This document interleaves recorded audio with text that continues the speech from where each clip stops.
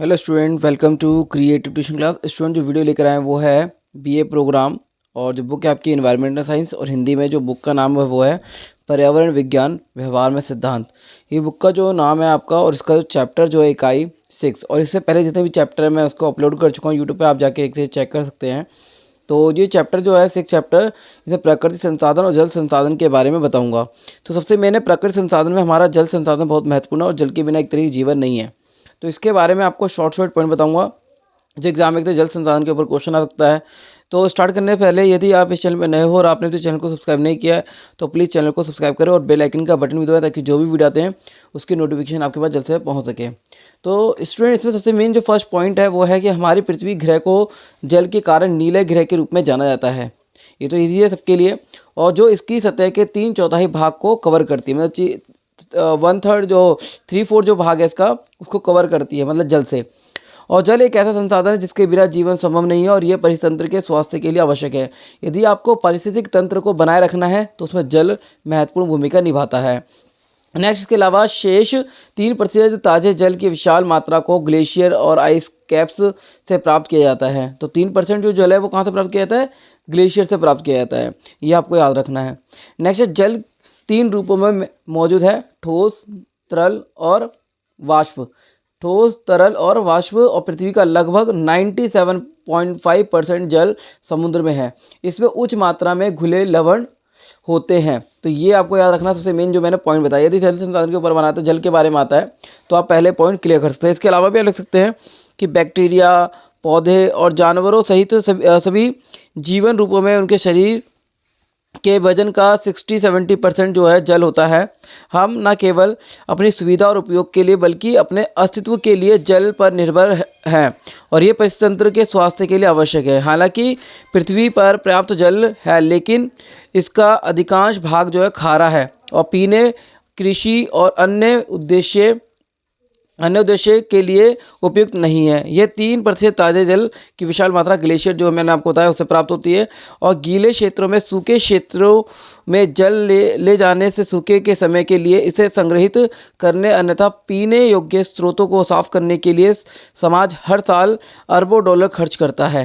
तो ये आपको बताना है कि जल संसाधन को बचाने के लिए, जल को बचाने के लिए जो देश है वो लाखों करोड़ों खर्च करता है।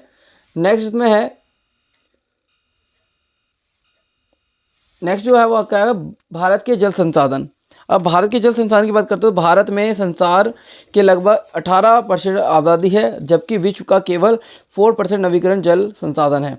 और विश्व के भू क्षेत्र में 2.5% जो है, एक तरीके से इसमें क्या है, 2.5% 2.4% जो है एक तरीके से भू क्षेत्र है। तो ये आपको याद रखना है। मैं दोबारा बताता हूँ कि भारत में संसार के लगभग 18% आबादी है, जबकि विश्व का केवल 4% नवीकरण जल संसाधन, और विशाल विश्व के भू क्षेत्र का 2.4% भू क्षेत्र है। और भारत में जल के 3 मुख्य स्रोत हैं: स्थायी जल, भूजल और आर्द्र भूमि। ये इसके 3 स्तर हैं।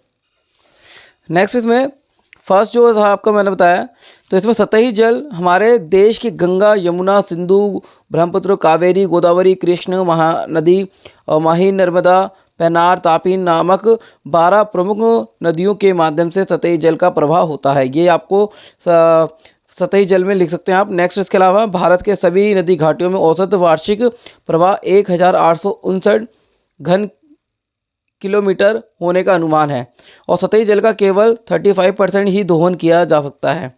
तो इसके अलावा है भूजल।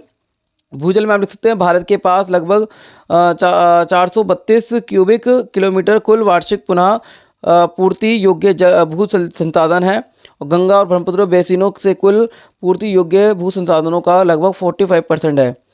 और उत्तर पश्चिमी क्षेत्र और दक्षिणी भारत के कुछ हिस्सों में स्थित नदी घाटी में भूजल का उपयोग अपेक्षाकृत अधिक है। तो ये आप इसमें लिख सकते हैं।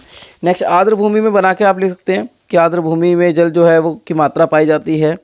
और इसके अलावा जो है वो आपका है जल संसाधन की समस्याएं क्या हैं। तो ये बना के लिखने वाला पॉइंट है, आप इसको एक्सप्लेन कर सकते हैं, खुद भी एक्सप्लेन कर सकते हैं। पहला पॉइंट है जल की गुणवत्ता में गिरावट। तो जल संसाधन की पहली समस्या क्या है या चुनौती क्या है कि जलवत्ता की गुणवत्ता जो है जल की जैविक, रासायनिक और भौतिक मानक विशेषताओं को संदर्भित करती है। जो विभिन्न आयामों को सहने के लिए जल की उपयोगिता को प्रतिनिधित्व करती है। जल में किसी भी भारी कण सामग्री जैसे सूक्ष्म जीव, कृषि, रसायन, औद्योगिक और अन्य प्रकार के केवल कचरे का मिश्रण जल की मानक विशेषताओं को बिगाड़ता है। तो ये जल की गुणवत्ता में गिरावट आती जा रही है इस कारण। तो और बना के लिखना चाहते हो तो उसको और भी एक्सप्लेन कर सकते हैं आप। नेक्स्ट, सिंचाई के कारण सिंचाई के लिए जल की बड़ी मांग। मतलब है कि कृषि में जल का उपयोग मुख्य रूप से सिंचाई के लिए किया जाता है और भारत में स्थान और समय के अनुसार भारत में परिवर्तनशीलता के कारण सिंचाई की आवश्यकता होती है। देश के बड़े इलाकों में वर्षा की कमी है और सूखा प्रवण है। मतलब बहुत सारे देश में जो है वर्षा की कमी है और जिस कारण तरीके से सूखा पड़ा रहता है।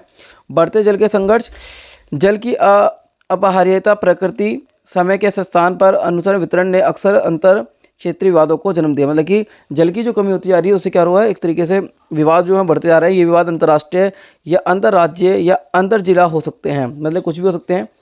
बाढ़ और सूखा, भारत और बांग्लादेश जैसे देश बाढ़ और सूखे जैसे जल संबंधी समस्याओं को से ग्रस्त हैं, क्योंकि यहाँ वर्षा मुख्य रूप से मानसून और मौसम तक ही सीमित है।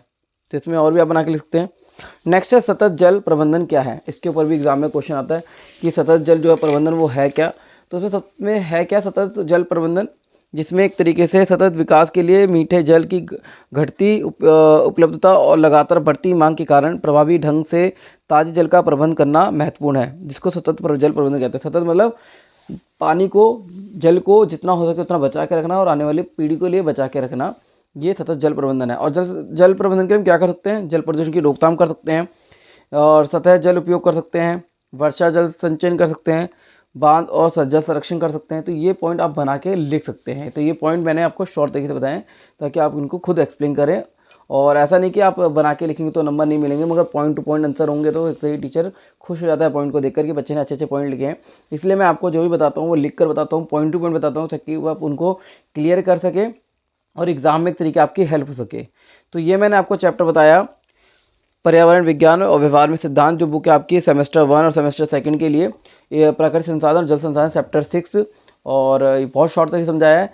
इसके ऊपर जल संसाधन के ऊपर आ सकता है। जल संसाधन किसे कहते हैं, जल की एक गुणवत्ता क्या है, जल की संसाधन समस्याएं क्यों बढ़ती जा रही हैं, जल और सतत जल का प्रबंधन हम कैसे कर सकते हैं।